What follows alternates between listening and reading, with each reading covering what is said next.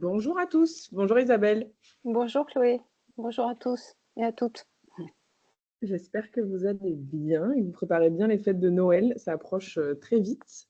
Donc aujourd'hui, on retrouve Isabelle que vous connaissez déjà, je pense, quasiment tous. Et on va parler du coup de rompre l'isolement.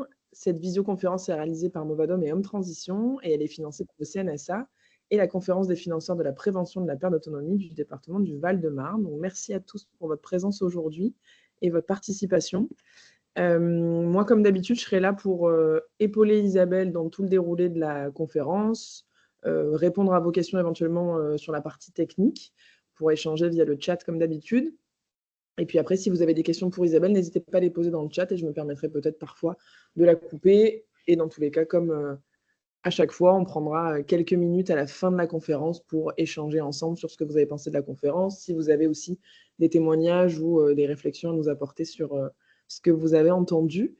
En bas de votre écran, vous avez le lien d'inscription go.movadom.com/visio pour vous inscrire aux futures conférences, cours de yoga, cours de sophrologie. Donc n'hésitez pas à le consulter et vous inscrire. Ça vous permettra du coup de savoir ce qui arrive dans les prochaines semaines, les prochains mois. Isabelle, je vais du coup te laisser commencer. Je peux passer sur la Oui, première diapositive? oui. Alors juste aujourd'hui, exceptionnellement, nous avons des invités Oui, exact. qui sont les personnes de Un toit pour deux, je crois, hein, c'est ça. Donc, qui interviendront pour vous présenter leur association au moment où nous parlerons justement de cette possibilité de logement intergénérationnel. Voilà. Alors, on va commencer. Je voudrais commencer d'abord par vous rappeler la définition de l'INSEE, parce que je trouve la définition de l'isolement par l'INSEE, hein, l'Institut de la statistique et des études, parce que je la trouve très éclairante. Donc, ça dit que l'isolement social est la situation dans laquelle se trouve la personne qui, du fait de relations durablement insuffisantes dans leur nombre ou dans leur qualité, est en situation de souffrance ou de danger. Les relations d'une qualité insuffisante sont celles qui produisent un déni de reconnaissance, un déficit de sécurité et une participation au péché. Là, on voit bien dans cette définition deux choses. D'une part, la première chose, c'est que l'isolement peut comporter un danger parce que c'est une mise à l'écart. Donc, on est, en étant moins avec les autres, moins en société avec les autres, il y a plus de risques. Il y a plus de risques d'être. Enfin, on verra tous les risques qui sont associés à cette mise à l'écart, à cet isolement.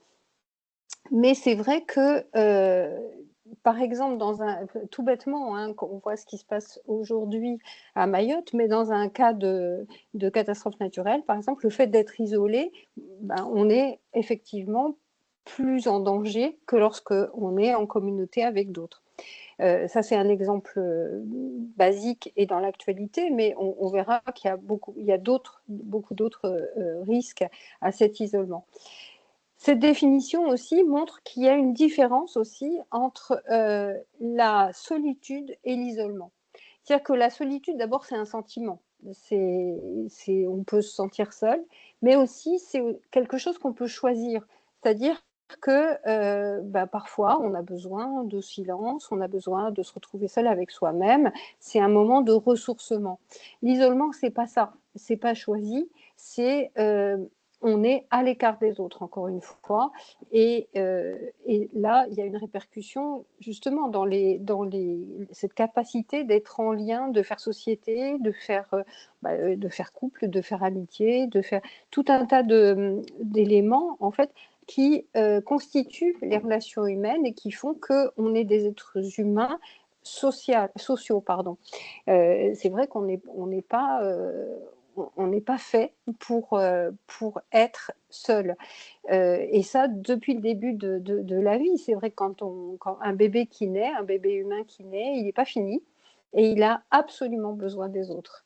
Et donc l'environnement, en fait, est quelque chose d'essentiel dans la constitution de notre psychisme, de pas seulement alors évidemment de notre façon d'être en lien avec les autres, mais pas seulement. C'est aussi à partir de cet environnement qu'on va se constituer tout notre appareil psychique, en fait, dans les liens avec les autres. Et puis, c'est vrai que un bébé seul, un bébé humain seul, il meurt. C'est-à-dire qu'il est incapable de se nourrir, incapable de se changer, incapable, voilà, de prendre soin de lui. Donc, au début de notre vie, on a tous traversé l'expérience d'avoir absolument besoin de l'autre. Et c'est une expérience qui, évidemment, va marquer toute notre vie. Donc, et qui va se réactiver à des moments, justement, de solitude non choisie. Cette espèce de moment de DZ, on pourrait dire, même si c'est un mot inventé, voilà, un néologisme, mais ce sentiment d'être abandonné, eh bien, que pour sentir un bébé, hein, quand il est tout seul dans son berceau, qu'il hurle et que personne ne vient, eh bien, ce sentiment qu'on ressent quand on est tout petit, on peut le ressentir effectivement beaucoup plus tard dans la vie ou à différents moments de la vie, quand on se retrouve seul, qu'on est en situation d'avoir besoin de l'autre et qu'il n'y a pas d'autre. On va passer voilà, merci. Donc, et alors, qui sont ces autres, justement? Ce ne sont pas n'importe lesquels. Alors, il y a une étude qui est intéressante des Petits Frères des Pauvres, qui est une association qui est très impliquée, en fait, dans la lutte contre la solitude, et notamment la solitude des personnes âgées. Et dans cette étude, les sociologues qui ont travaillé ont défini, en fait, 4 cercles principaux de sociabilité. D'abord, il y a le cercle familial, le cercle amical, le cercle de voisinage et le cercle associatif. Or, en fait, dans cette étude, on voit qu'à peu près 27% des Français de plus de 60 ans se sentent exclus, éprouvent un sentiment de solitude, et 9% de façon régulière. Donc, c'est quand même beaucoup. Et voilà, c'est-à-dire, et 530 000 personnes se trouvent en situation de mort sociale. Alors, c'est quoi la mort sociale? C'est-à-dire que c'est quelqu'un qui ne parle plus à personne du tout. C'est-à-dire qui ne parle ni à un ami, ni à un parent, ni à un voisin, donc qui est vraiment seul avec lui-même. Si on prend les différents cercles, eh bien, on s'aperçoit que 22% des personnes interrogées de plus de 60 ans se sentent isolées du cercle familial, 28% se sentent isolées du cercle amical, 21% du cercle de voisinage et 55% du cercle associatif. Donc, on va voir un petit peu quelles sont les causes de cet isolement. On va passer à la slide suivante. Donc, les raisons de l'isolement. Alors, d'abord, j'ai mis en premier la retraite, ce n'est pas un facteur principal, mais c'est en termes de historique, en fait, dans la vie. C'est vrai qu'on passe tous par là, à un moment donné, hein, entre 60 et 70 ans, on part tous à la retraite. Et c'est vrai que la retraite nous éloigne d'un cercle que je n'ai pas cité, parce qu'effectivement, dans l'étude des Petits Frères des Pauvres concernait les plus de 60 ans, mais c'est le cercle professionnel. Et c'est vrai que tout au long de la vie active, le cercle professionnel, c'est un lieu de convivialité, et de convivialité et de socialisation. C'est-à-dire qu'on a des collègues de bureau, éventuellement on peut être en lien avec du public. Donc voilà, on a des interactions avec d'autres dans le cercle professionnel. Et au moment de la retraite, on perd ce cercle-là. Alors, évidemment qu'on peut en faire. D'une part, on peut conserver des liens avec d'anciens collègues, évidemment, mais aussi on peut s'en faire d'autres. Mais ça commence à être un petit peu plus difficile, et c'est vrai que cette question du cercle professionnel, qui est en quelque sorte évident, eh bien, quand on le perd, il faut retravailler d'autres liens, parfois. Pas tout le temps, parce qu'il y a des gens qui sont déjà en lien avec des amis, avec la famille, avec les associations, etc. Mais pour certains qui n'avaient que leur travail, eh bien, il va falloir refaire quelque chose, refaire du lien autre part. Ensuite, il y a le deuil. C'est vrai que le deuil du conjoint, du compagnon avec lequel on vivait, c'est une catastrophe, évidemment, c'est une catastrophe affective, et cette perte entraîne souvent un repli sur soi. sortir, c'est vrai que ça perd du sens quand avant on sortait à 2. Par ailleurs, on peut aussi, alors ça c'est plutôt pour les anciennes générations, mais quand les femmes ne conduisaient pas ou peu, ou laissaient le volant à monsieur, c'est vrai qu'à ce moment-là, le veuvage peut être synonyme de perte de mobilité parce que on perd la capacité de se déplacer en voiture. On y reviendra à la voiture parce que c'est quand même un facteur aussi d'isolement quand on ne peut plus conduire ou quand on n'a pas de voiture dans certains lieux. Et puis, pour les hommes comme pour les femmes, le veuvage peut aussi représenter une perte de revenus qui grève le budget et resserre les possibilités de sortie ou d'activité. On verra aussi que la précarité, on y reviendra, est une source d'isolement. Et puis, parfois aussi, ce qui est difficile, c'est de savoir comment se comporter avec les autres quand avant, on se voyait en couple, on fréquentait des amis en couple, et que d'un seul coup on est seul et que c'est pas toujours facile de se retrouver en fait avec au milieu de deux, trois ou plus de couples. C'est vrai qu'on se sent un petit peu isolé, on se sent différent en fait, et c'est pas toujours facile. Et un sociologue, Vincent Karadec, a étudié les phénomènes de veuvage et c'est intéressant parce qu'il note qu'il y a c'est différent en fait, il y a un vécu qui est différent pour les hommes et les femmes, et les hommes retrouvent volontiers et peut-être plus facilement une compagne de vie, c'est-à-dire que les hommes vont avoir tout de suite envie enfin tout de suite, pas toujours évidemment, mais il faut du temps, etc., le temps du deuil justement, mais ils vont avoir tendance à refaire couple ailleurs, à chercher une autre compagne de vie, et les femmes, elles, renouent des liens amicaux avec d'autres femmes. Alors, il y a effectivement la question de se débrouiller seule pour vivre ou pas, ce qui est peut-être plus facile pour les femmes que pour les hommes, mais il y a aussi sûrement la facilité. C'est plus facile pour un homme de retrouver une compagne que pour une femme, bêtement pour des questions de statistiques aussi, c'est-à-dire qu'avec la différence d'espérance de vie, il y a plus de femmes seules que d'hommes seuls. Donc effectivement, pour les hommes, souvent, on entend ça souvent chez les personnes les plus âgées, que c'est plus facile de retrouver quelqu'un quand on est un homme que quand on est une femme. Autre facteur d'isolement, la maladie d'un conjoint. C'est vrai que le risque avec la maladie, c'est que le couple se referme sur lui-même. C'est-à-dire qu'il y en a un des deux qui devient aidant, et l'aidant devient progressivement le seul lien de la personne malade. Et c'est une présence, c'est vrai que c'est un poids d'être aidant, d'être chaque jour auprès de l'aider. On perd progressivement en fait les liens avec les autres. Parce que d'abord on n'a plus le temps, on a l'impression qu'on s'empêche de sortir parce que on a des difficultés à laisser sa compagne ou son compagnon seul, ou à faire appel à des professionnels, à des aidants professionnels. On a du mal parfois à passer la main. Donc, on s'isole parce qu'on n'a plus de temps, en fait, pour faire des activités à l'extérieur. Et puis, c'est vrai aussi que certains amis, mais même certains parents, sont mal à l'aise avec la maladie et la fuient. Et donc, il y a ainsi des liens qui se coupent, en fait, avec la maladie.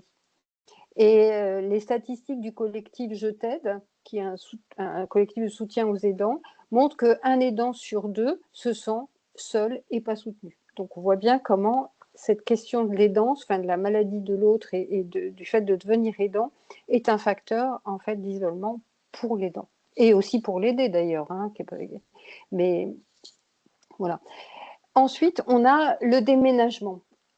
Alors, le déménagement, pourquoi c'est un facteur d'isolement? Parce que ça peut être un vrai déracinement. Dans le sens où, quand on part dans un autre quartier, ou le plus souvent quand même dans une autre région, on perd ses repères, on perd ses activités, et on perd parfois ses amis aussi. Et puis, on perd un lien social qui est tout bête, hein, mais qui est quand même très important, c'est le facteur qu'on connaissait, le médecin qu'on connaissait, la boulangère à qui on disait bonjour en allant chercher son pain, les gens qu'on croisait dans la rue, les voisins. Tout ce réseau-là qui est un peu à bas bruit, c'est-à-dire on n'a pas l'impression de tenir tellement à ces gens-là, ce ne sont pas des gens proches de nous, mais quand on les perd, eh bien, on perd quand même tout un tissu social qui était autour de nous. Alors, bien sûr, on peut en créer d'autres, mais c'est vrai que avec le temps, la capacité et les occasions de retisser des liens s'émoussent.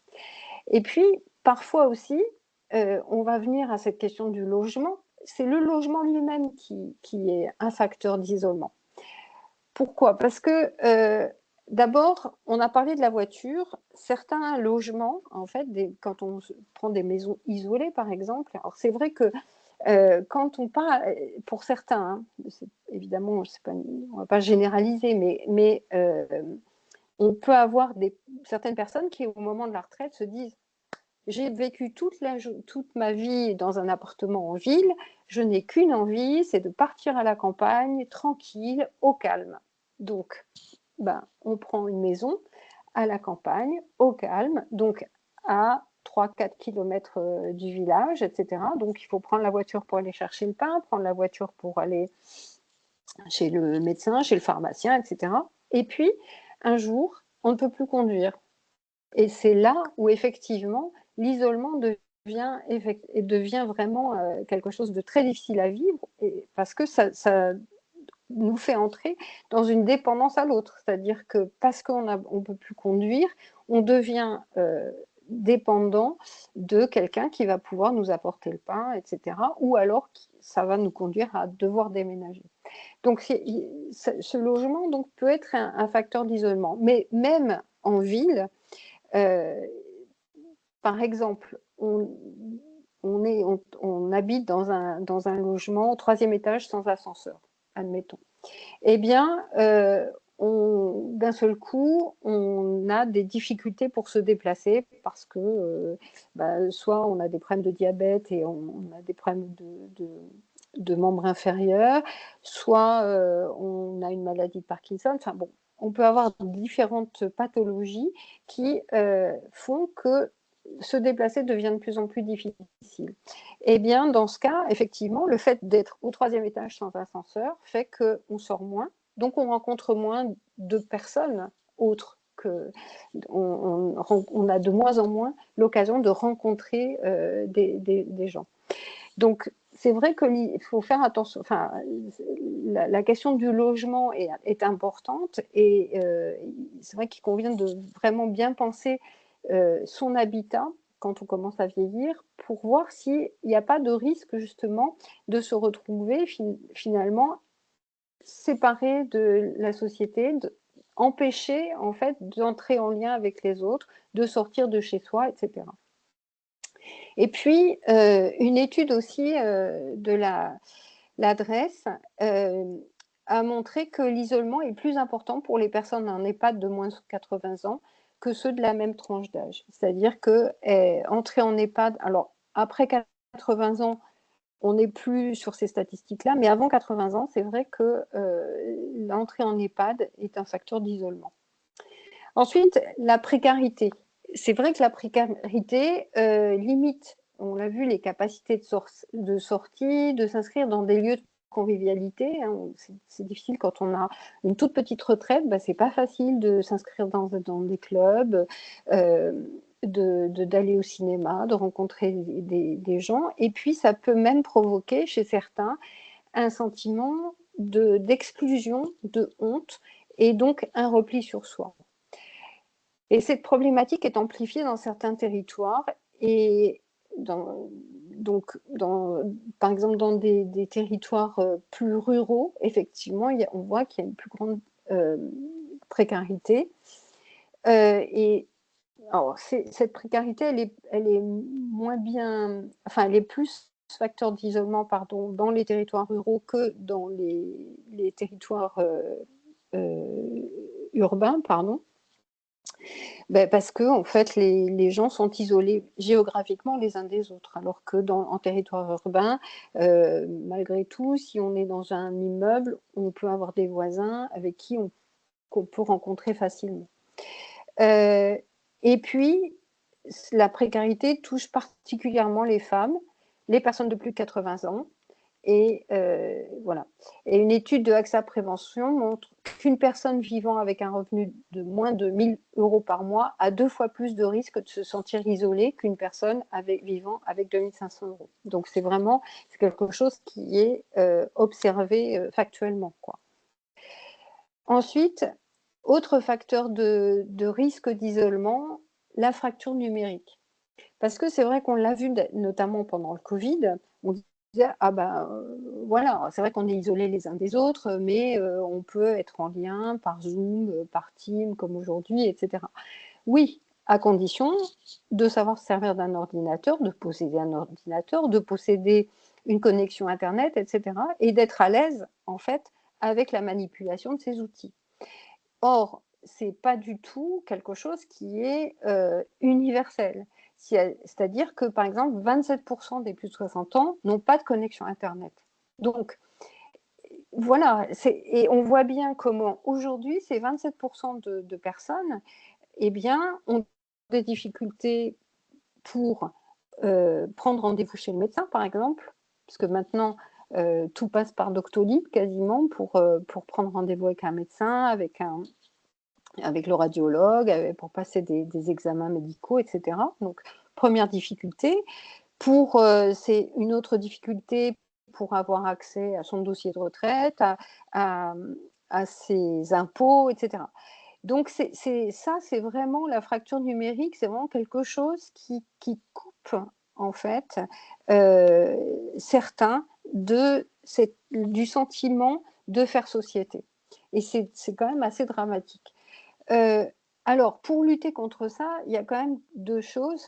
Il y a d'une part les espaces publics numériques, qui sont au nombre de 4 500 sur le territoire, qui sont des lieux où vous pouvez rencontrer des personnes qui vont vous aider, en fait, dans vos premiers pas numériques, qui vont éventuellement, dans ces dans ces espaces publics numériques, il y a aussi accès à des ordinateurs. Donc, si vous avez des démarches à faire, les personnes peuvent vous aider à les faire, peuvent vous expliquer comment fonctionne un ordinateur, comment aller sur Internet, etc. Donc, ces espaces publics numériques peuvent être soit dans des médiathèques, soit à la mairie, soit au CCAS, etc. Donc, vous pouvez vous renseigner dans votre mairie ou dans la mairie de vos proches, parce que vous, évidemment, je dis vous, mais vous, forcément, vous n'êtes pas dans ce cas-là puisque vous êtes là avec nous ce matin.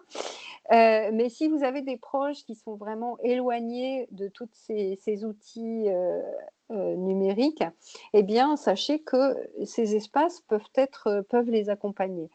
Ensuite, on a aussi France Service, les 2753 guichets de France Service, où là, c'est un petit peu différent, c'est-à-dire que ce n'est pas des personnes qui vont vous aider forcément à prendre, à prendre en main un ordinateur, mais sont des personnes qui sont déléguées par certains organismes, comme les impôts, comme la sécurité sociale, comme la banque postale, voilà, un certain nombre de services très importants pour la vie quotidienne, et qui répondent à vos questions et qui vous aident à faire ces démarches en ligne et voilà, vous assistent et peuvent les faire à votre place. Donc ces 2 espaces sont un petit peu différents, mais en tout cas, ils sont très précieux en fait pour les 27% de plus de 60 ans, des plus de 60 ans qui ne sont pas connectés à Internet et qui sont un peu perdus en fait avec l'outil informatique. Donc c'est important de les avoir en tête et d'orienter justement les personnes que vous pouvez connaître qui sont isolées numériquement pour les amener à ces guichets. Pour savoir où les trouver, je pense que la mairie, le CCAS, le CLIC, voilà, sont des lieux où vous pourrez avoir les informations nécessaires. Maintenant, on va voir quels sont les dangers de l'isolement. Parce que là, on a parlé des facteurs de risque. Mais maintenant, finalement, être isolé, ça constitue aussi un certain nombre de dangers pour la personne. Donc, on s'aperçoit que différentes. Alors là, c'est le rapport du Conseil national des aînés qui montre que les personnes isolées ont 4 à 5 fois plus de risques d'être hospitalisées par rapport à des gens qui vivent en couple. Voilà. Pourquoi? Alors, d'abord, il y a les risques de chute. C'est vrai que la chute, c'est après 65 ans, c'est un facteur de risque extrêmement important de se retrouver à l'hôpital, voire même de mourir. Et là, c'est vrai que quand on vit seul, c'est pas qu'on a plus, enfin, on peut avoir plus de risques que les autres de chuter parce que, pour changer une ampoule, on va avoir tendance à grimper sur le tabouret et il n'y a personne pour tenir le tabouret pour nous tenir, etc. Mais aussi, la chute en elle-même peut être plus dangereuse parce que, on chute et personne n'est là pour nous relever. Donc ça, c'est or rester par terre longtemps aggrave en fait les conséquences de la chute. Donc, alors là, évidemment, pour pallier ce risque, on a évidemment la téléassistance, qui sont, vous savez, les bracelets ou les médaillons qui sont reliés à un service de téléassistance. Il suffit d'appuyer sur le bouton quand on est conscient. Encore faut-il être conscient. Appuyer sur le bouton et à ce moment-là, les secours sont prévenus. Mais outre les chutes, il y a d'autres facteurs qui sont aggravés par la solitude, par l'isolement, et qui peuvent entraîner des augmentations des hospitalisations. Il y a par exemple une augmentation des addictions, c'est-à-dire que les personnes qui sont isolées ont plus de risques d'être en surconsommation de tabac, d'alcool, de médicaments. Le risque suicidaire est également plus important, mais aussi la dépression et l'anxiété. Et par ailleurs, l'isolement, là aussi, beaucoup d'études le montrent, augmente de 60% les risques de démence et de déclin cognitif. C'est-à-dire qu'on perd progressivement les habiletés sociales, les capacités de raisonner.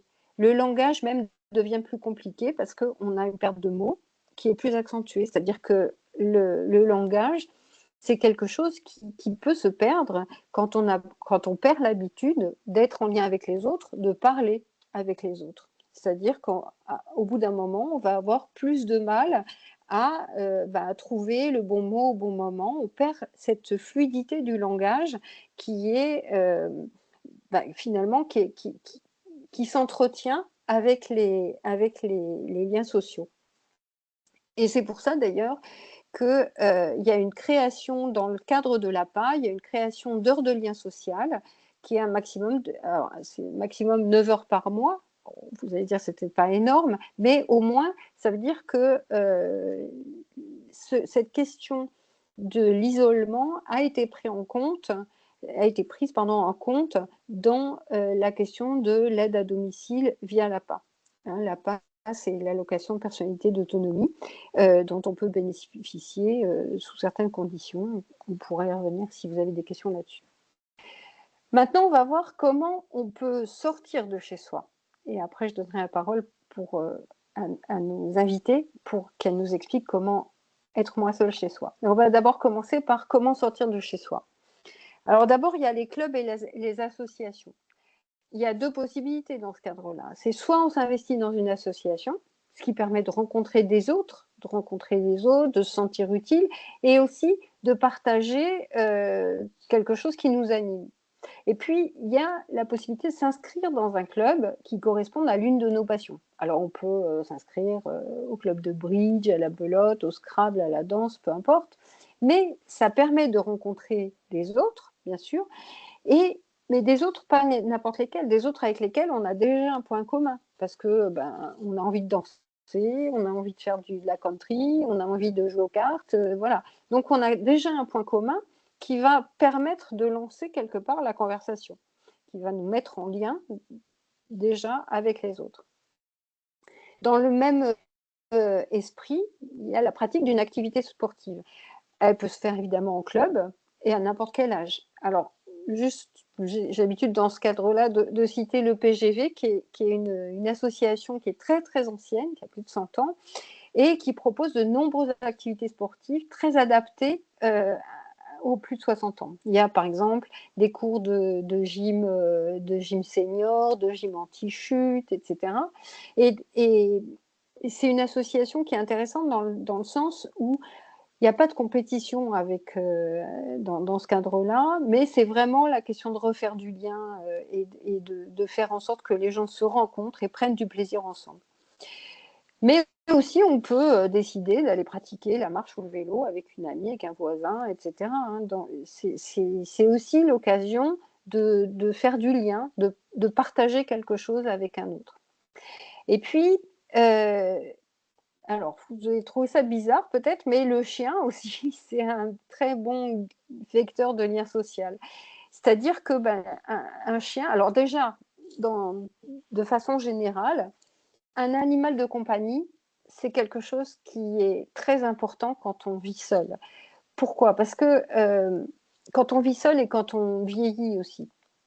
Parce qu'en vieillissant, on a l'impression de ne plus être utile, de plus être attendu par personne. Or, avec un animal de compagnie, justement, c'est nous qui prenons soin de lui. Et donc, il y a quelque chose qui s'inverse, même pour des personnes qui sont très, très âgées, très, très handicapées, etc. Le fait justement de plus être objet de soins, mais de devenir celui qui prend soin d'eux, eh bien, c'est quelque chose qui restaure une image de soi, qui donne le sentiment d'être utile, etc. Et puis, le chien, c'est particulier. Pourquoi? Parce que le chien, il a besoin de 1, 2, 3 sorties quotidiennes. Donc, il va vous obliger à sortir de chez vous. Et puis, c'est aussi l'occasion de rencontrer d'autres propriétaires de chiens, par exemple. C'est-à-dire qu'on va parler de le vôtre, c'est quoi comme race, et quel âge il a, et comment est-ce qu'il est propre, enfin, voilà, toutes les questions qui peuvent venir avec un animal. Et puis même avec des enfants, c'est-à-dire que on se promène avec un chien, tout de suite, on va rencontrer par exemple des parents avec des petits, regarde, il a envie de caresser le chien, etc. Donc voilà, c'est des occasions de rencontre et c'est des occasions d'échanger. Alors évidemment, pas forcément pendant des heures, mais au moins d'avoir un petit lien social qui peut éventuellement se développer avec le temps. Mais voilà, ça rompt un petit peu la solitude. Maintenant, je vais passer la parole à nos invités pour qu'elles nous expliquent comment être moins seul chez soi. Voilà, donc ensemble de générations. Oui, bonjour. Bonjour. Donc, Ensemble de générations, donc c'est une association qui a été créée en 2006. En raison effectivement d'une catastrophe naturelle finalement qui s'est produite en 2003. On s'en souvient tous et toutes, je pense, c'était la canicule de 2003. Et donc la fondatrice s'est aperçue effectivement que le résultat a été vraiment insupportable au niveau des seniors et surtout des plus âgés qui qui ont été beaucoup isolés à cause de ça. Et en parallèle, donc, cette dame avait 4 enfants, qui devaient suivre des études. Et donc, elle s'est rendue compte aussi combien, en fait, il était compliqué de trouver des logements confortables à des prix corrects. Donc, c'est comme ça qu'elle a eu l'idée, en fait, de faire vivre ensemble 2 générations. Donc, un jeune de moins de 30 ans chez un senior de plus de 60 ans pour rompre l'isolement, pour bénéficier de petits services ou pour, j'allais dire, tout simplement avoir quelques revenus complémentaires qui peuvent être intéressants aujourd'hui parce qu'on a quand même pas mal de personnes à la retraite qui touchent les petites retraites. Et aussi, bien entendu, pour les jeunes, puisqu'ils vont bénéficier d'un logement avec un loyer modeste. Voilà, et ils ont droit aussi à l'APL. Donc, on peut peut-être passer, je ne sais pas si vous avez beaucoup de diapos à passer nous concernant. Je ne sais pas si ce que vous passez comme diapo. Alors, je n'ai pas de diapo. Moi, j'ai pas reçu D'accord, donc de... c'est pas grave. Donc je continue Mm. donc Oui. de parler d'ensemble de génération. Donc par rapport à tout ce que vous avez dit, c'est vraiment une solution. Vous avez parlé de la maladie d'un conjoint, par exemple. Moi, je vous donne des exemples concrets que je connais. J'ai un couple de seniors, par exemple, c'est Madame qui a plus de 80 ans, hein, qui aide son conjoint et qui est très fatigué parce que le conjoint, il commence à avoir des troubles cognitifs liés à la maladie d'Alzheimer. Et donc, elle hésitait, en tout cas, à le laisser seul. Et c'est quelqu'un qui aime aller voir des expos, qui de temps en temps a besoin de partir un peu ailleurs, quoi, en week-end, et qui jusqu'alors n'osait pas le faire puisque elle n'avait pas de solution pour l'aider, quoi. Et donc, elle a Mm. contacté notre association et donc, je lui ai proposé, j'ai été les rencontrer, bien entendu. Et donc, sachant que monsieur était très enclin à jouer de la musique, je leur ai proposé un jeune homme, donc un musicien du conservatoire. Et depuis là, la dame est ravie, elle peut se reposer sur Pierre, donc le jeune en question, qui joue de la musique d'ailleurs avec monsieur. Et monsieur, ben, de ce fait-là, il est moins grognon, il passe pas ses journées à dormir. Mm. Donc voilà, c'est vraiment un réel bienfait. Donc ça, c'est un exemple par rapport aux aidants. Par rapport à la fracture numérique aussi, c'est important parce qu'on a des jeunes donc qui vont être là pour aider justement à se servir d'une tablette, à se servir de l'ordinateur, à se servir même d'un téléphone portable. Donc ils seront là à domicile donc pour voilà réagir puisqu'ils sont tous nés avec un portable dans la main, n'est-ce pas maintenant? Mm. Mm. Donc, très vite, ils vont pouvoir solutionner le souci et montrer en fait comment on s'en sert. Je dirais que on a tous, à un moment donné, une période où on a besoin de la cohabitation intergénérationnelle. Quand on est parent pour ses enfants étudiants, parce que on n'a pas tous et toutes un budget énorme pour loger chez ses enfants, notamment en Île-de-France. Mm.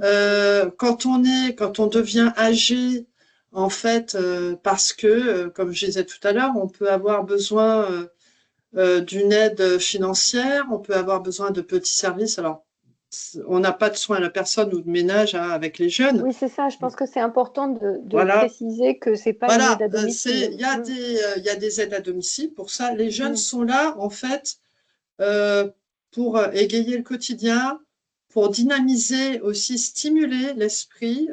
Donc, il y a moins de risques justement de troubles cognitifs, puisque le jeune va être là à partir, généralement à partir de l'heure du dîner pour les personnes les plus âgées et la nuit, bien sûr.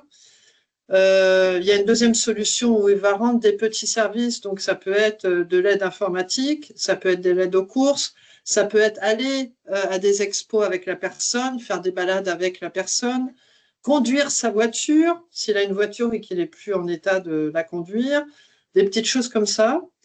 Et, ou alors bénéficier, comme je disais, de revenus complémentaires. Si on a une grande maison, un grand appartement et qu'on a du mal à payer ses charges, ça peut être une solution aussi pour la personne. C'est Mm. vraiment je dirais, une solution qui est encadrée par une loi. Nos contrats ont tous été élaborés par des juristes dans le respect de la loi. On accompagne les cohabitations. Donc, les contrats sont de 2 mois à 1 an maximum renouvelables pour rentrer un petit peu dans le détail. Donc vraiment, ça peut convenir, je dirais, à toutes sortes de personnes et on devient très, très utile par rapport à une jeunesse qui est vraiment en précarité de plus en plus aujourd'hui. Oui.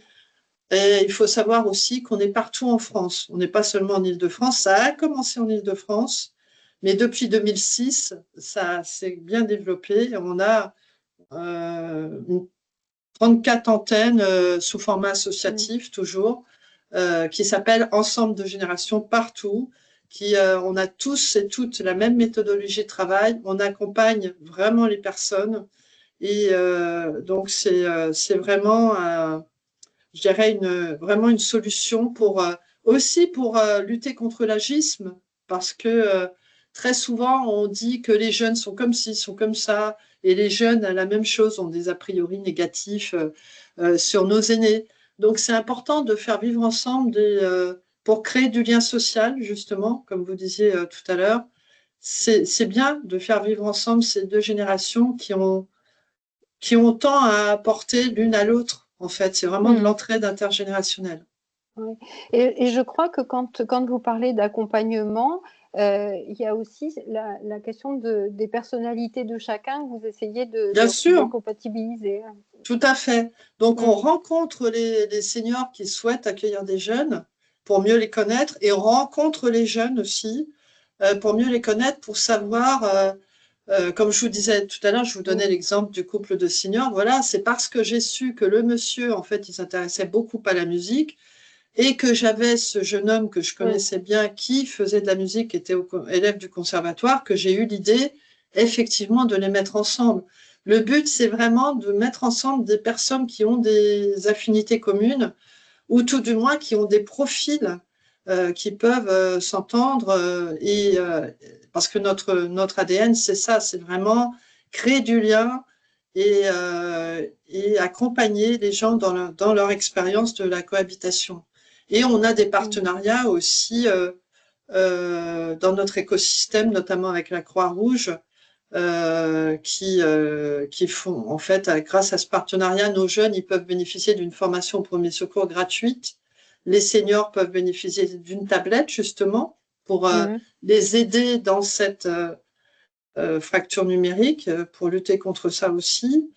Et on a voilà, des partenariats avec des gens qui font du portage de repas, mais tous les partenariats que l'on a, c'est avec des structures qui sont vraiment dans la même éthique.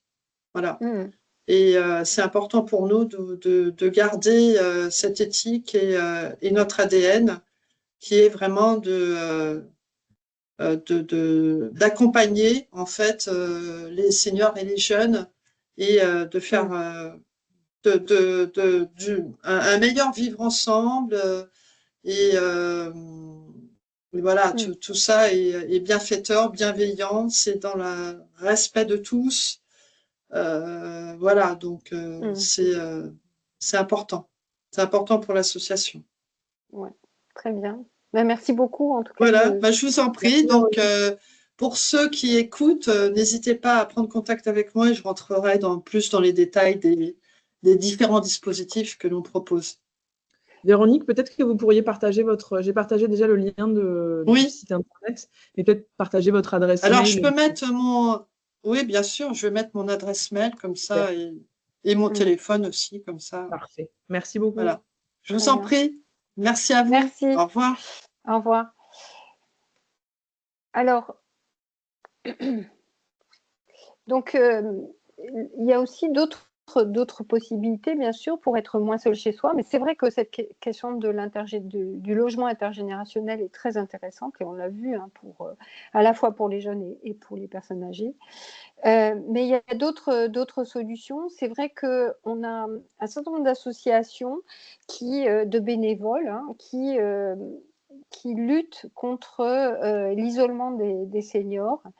Alors, ça peut être les petits frères des pauvres, mais alors comment ça se passe? Ce sont des personnes qui soit viennent à domicile pour 1 heure, 2 heures par semaine pour faire la conversation, seulement la conversation, mais c'est tellement important, ou pour emmener la personne au marché, ou etc.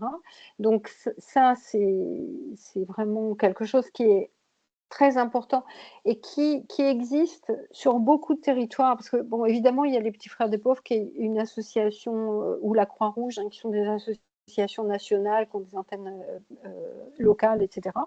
Mais à l'échelon local, justement, c'est important de se renseigner parce qu'il y a beaucoup d'associations qui aident à lutter contre l'isolement des seniors. Donc, n'hésitez pas à vous renseigner dans votre quartier, dans votre mairie, etc., pour savoir ce qui existe. Il y a aussi des plateformes aussi qui peuvent des associations qui vous appellent, qui appellent les seniors, pareil, 1 heure, 2 heures par semaine, pour savoir comment ils vont, pour faire la causette, pour discuter, etc., pour justement faire en sorte de lutter contre l'isolement, de rompre cette solitude. Et puis, toutes les aides à domicile, évidemment, sont d'abord là pour aider, c'est-à-dire pour aider au ménage, aux courses, à la toilette éventuellement, à la confection des repas, etc. Mais évidemment, ce sont des personnes, voilà, sont des personnes physiques, ce ne sont pas des robots. Donc, c'est aussi des gens avec qui on noue des liens, avec qui on fait la conversation, avec qui on parle de ses enfants, de ses petits-enfants, de sa vie, etc. Et avec qui on prend un café. Donc, c'est vraiment... et parfois même, on peut se dire que c'est un peu moins important que tout soit extrêmement bien repassé. En revanche, ça peut être intéressant que la personne prenne le temps de s'asseoir 2 minutes pour prendre un café et faire un brin de causette avec la personne aidée. Donc ces aides à domicile, vous pouvez les trouver auprès de du CCAS, hein, le comité communal d'action sociale, ou des points d'information seniors de votre commune, etc. Elles peuvent être financées en partie par l'APA, ou sinon par les dispositifs de réduction d'impôts via les CESU, etc. Bon, ça aussi, si vous avez des questions là-dessus, on pourra en parler. Ensuite, on va voir quel bénéfice vous allez pouvoir tirer en fait de cette remise en lien. Évidemment, une meilleure estime de soi, parce que relié avec c'est sur la diapo suivante, pardon. Ah ben non, pardon, j'ai oublié une diapositive. En fait, on peut tirer comme bénéfice, évidemment, c'est une meilleure estime de soi, parce que renouer avec les autres, c'est vivre de nouvelles expériences, c'est même modeste, hein, c'est-à-dire on peut avoir des choses à raconter, des choses à parler, des choses à échanger. C'est aussi exister dans les yeux d'autrui et pour autrui. Et ça, c'est très important dans notre expérience d'être humain, cette façon d'être en lien avec les autres, de se dire qu'on compte pour l'autre. C'est quelque chose qui va évidemment remplir notre estime de nous-mêmes, qui va remplir l'image, enfin, qui va restaurer l'image de soi, de se dire qu'on existe aussi dans les yeux des autres. Ça recharge notre propre narcissisme. Et puis, si vous vous engagez dans une association, c'est aussi la satisfaction d'être utile. Et même si on n'accomplit pas de grandes choses, mais par exemple, distribuer des repas 1 heure par semaine ou avec les Restos du Cœur, voilà, on est utile, on se sent attendu aussi par ceux qu'on aide. Et voilà, il y a de la solidarité qui se crée. Et ça aussi, ça fait partie de l'expérience humaine. Alors maintenant, je vous donne un certain nombre de plateformes et d'endroits où vous pouvez vous renseigner, en fait, pour avoir accès à tous les services et associations dont je vous ai parlé. Donc, au niveau local, le CLIC, qui est... Alors, dans certains endroits, ça s'appelle plus le CLIC maintenant, mais enfin, en tout cas, les points d'information seniors, c'est évidemment un lieu où vous allez pouvoir vous renseigner. Encore une fois, je ne l'ai pas noté là, mais le CCAS, le comité communal d'action sociale, là, vous rencontrez des assistantes sociales, elles ont tout un tas d'informations sur les aides à domicile, sur ce dont vous pouvez bénéficier, mais aussi sur éventuellement les associations qui existent sur votre commune. Au niveau individuel, votre caisse de retraite peut être un bon interlocuteur parce que dans chaque caisse de retraite, il y a des services d'action sociale qui peuvent aussi avoir des ressources et peuvent communiquer des adresses, des numéros de téléphone, etc. pour vous aider. De la même façon, la mutuelle, l'assurance santé, etc. Il y a aussi un site qui est très intéressant qui est solidarité.gouv.fr. Je vous ai mis le lien. C'est une page web qui comporte toutes les adresses utiles et qui renvoie sur des annuaires d'associations, des services, etc. Donc c'est vraiment quelque chose qui est important à noter parce que il y a tout un tas d'informations en fait sur cette plateforme. Et puis quelque chose dont j'ai pas vraiment parlé, mais enfin un petit peu, mais pas tellement, c'est les plateformes d'écoute. C'est-à-dire que c'est vrai que l'isolement peut créer des sentiments de dépression, voire même peut conduire à des risques suicidaires. Donc c'est vrai que des associations comme SOS Amitié, Solitude Écoute, Au bout du fil, Croix-Rouge Écoute, sont des plateformes en fait qui vous mettent en lien avec des personnes à qui vous pouvez vous confier si un jour vous vous sentez en grande détresse du fait de votre solitude. Donc voilà, c'est important d'avoir ces numéros de téléphone là pour justement en cas de détresse liée à cet isolement. Maintenant, ce que je vous propose, c'est d'échanger. Si vous avez des questions, si vous avez des remarques, si vous avez des témoignages, eh bien, vous êtes bienvenus. Merci beaucoup Isabelle. Je vais clôturer du coup la conférence. Ensuite, on pourra passer effectivement un petit temps d'échange. Je vous mets à l'écran du coup le questionnaire de satisfaction auquel je vous invite à répondre pour connaître un peu votre avis sur ce que vous avez entendu aujourd'hui et recevoir un peu aussi vos avis sur de futures thématiques que vous souhaiteriez qu'on aborde. Donc, je vous ai mis le lien dans le chat. Ça, vous l'avez de façon plus durable. À l'écran, vous avez du coup sur votre gauche la chaîne YouTube Movadom sur laquelle vous pourrez retrouver tous les replays. Et je sais que Samira, vous avez posé une question dans le chat à l'instant concernant ce support-là. Si vous allez le retrouver, vous allez pouvoir le retrouver autant de fois que vous voulez en replay sur la chaîne YouTube dans quelques jours. Il faut juste nous laisser un peu de temps. Moi, ce que je vous invite à faire, c'est dans tous les cas prendre en note dès maintenant ce qui vous intéresse et puis retrouver après l'intégralité du contenu dans quelques jours sur YouTube. Et sur votre droite, le livre audio et le podcast Ça déménage, réalisé du coup par Isabelle, que vous avez devant vous, et Gwendoline Cotresse, que vous connaissez aussi, qui traite du déménagement des seniors. Donc pareil, je vous invite à consulter les deux liens. Si ça vous intéresse, je vous les remettrai aussi à l'écran tout à l'heure. Je vous remercie à tous du coup d'avoir été présents aujourd'hui et aussi intéressés par ce sujet qui, je pense, nous concerne tous, nous concerne au moins les gens qu'on connaît, qui sont proches de nous. Je remercie du coup Movadom et Homme Transition pour la réalisation de ce contenu et le CNSA et la Conférence des financeurs de la prévention de la perte d'autonomie du département du Val-de-Marne pour leur financement. Pour vous inscrire, go.movadom.com/visio. Et si vous avez la moindre question, contact@movadom.com. On sera ravis d'y répondre. Merci à tous